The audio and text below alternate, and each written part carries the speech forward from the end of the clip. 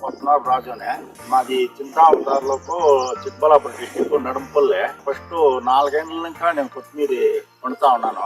నా ఫ్రెండ్ కూడా వచ్చేసి ఈ ప్యారెస్ కంట్రోల్ ఇట్లాంటివి తీసి మాకు అవుతావా అవి తీసుకొని యూజ్ చేసిన వాటిని ఇంకా ఫుల్ గ్రోత్, గ్రీన్నెస్, మంచి పంట వస్తా ఉంది, బాగా డెవలప్మెంట్ ఉంది.